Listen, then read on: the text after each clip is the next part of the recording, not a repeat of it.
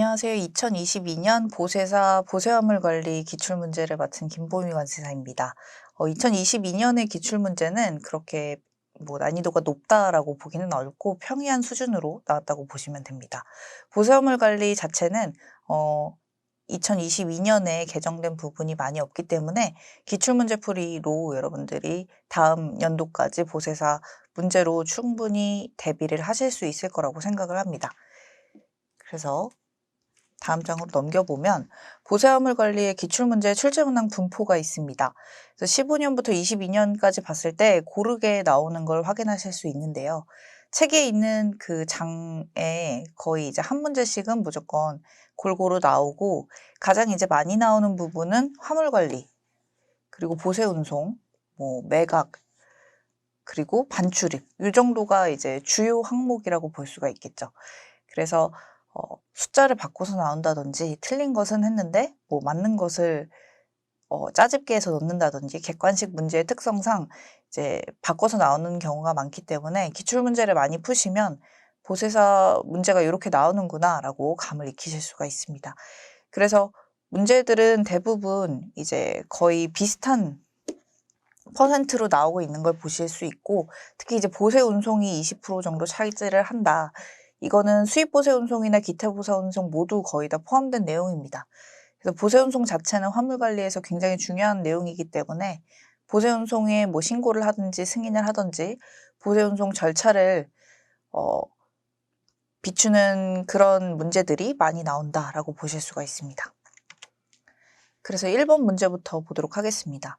1번은 이제 항공기가 입항하고 그 다음에 출항할 때 적화 목록을 제출을 하는데, 특히 이제 입항할 때 적화 목록 제출에 관한 설명입니다. 그래서 A 보시면 적화 목록을 제출하는 사람은 항공기가 입항하기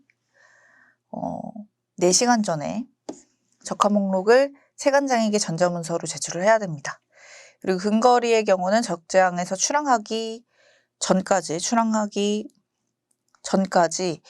특송화물은 1시간 전까지 제출을 하도록 하고 있죠. 그래서 B는 출항 전이고 특송화물은 1시간 전까지 제출을 하면 됩니다. 그래서 답은 라가 되겠죠. 그래서 이런 식으로 이제 숫자를 주어지고 이 숫자를 바꾸는 문제이거나 아니면 괄호 안에 숫자들을 맞춰라라는 문제가 객관식으로 많이 나오고 있습니다. 그래서 이런 거는 당연히 이제 외워주셔야겠죠. 적화 목록을 언제까지 제출을 해야 되는지. 그 다음 2번 보시면 입항화물의 하기장소 반입에 대한 설명으로 틀린 것은 이라고 되어 있습니다. 이것도 숫자를 바꿔서 나오는 경우가 많은데요. 보선구역 운영인은 입항 후에 24시간 이내에 반입을 해야 됩니다. 그래서 이렇게 이제 숫자를 바꿔서 나오는 경우가 많다. 12시간이 아니라 24시간 이내에 반입을 해야 되기 때문에 답이 나가 되게 됩니다. 그리고 나머지는 이제 맞는 얘기들인데, 운영인에게 지체 없이 인계를 해야 되고요. 운영인이 없다면 이제 화주가 대부분 화물 관리를 지게 되고, 화주 전에 물품의 운영에 대한 역할을 맡은 것은 운영인이기 때문에 보세구역 운영인이 대부분 역할을 수행하게 됩니다. 그리고 하우스 BL 단위로 신고를 하고 하우스 BL이 없는 경우 마스터 BL 단위로 신고를 하게 됩니다. 그리고 당연히 상의하면 분류를 해서 신고를 해야 됩니다. 그래서 틀린 것은 나번이 되게 되고요. 3번 보면 적화 목록 정정과 관련한 설명으로 맞는 것은 이라고 나오게 됩니다. 이것도 역시 이제 적화 목록을 냈는데 그 목록을 다시 정정해야 될 때 설명으로 맞는 것은 이라고 되어 있습니다. 그래서 나번 보시면 화주가 목록 작성 책임자를 대신해서 정정 신청을 할 수 있다.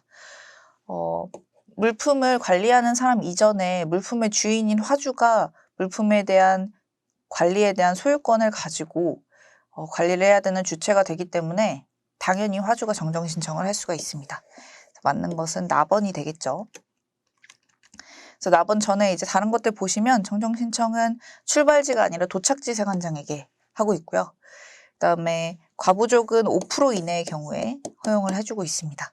그래서 나머지들 보시면 이렇게 표로 제가 만들어 놨는데 이상 보고를 하는 물품은 15일 이내 이상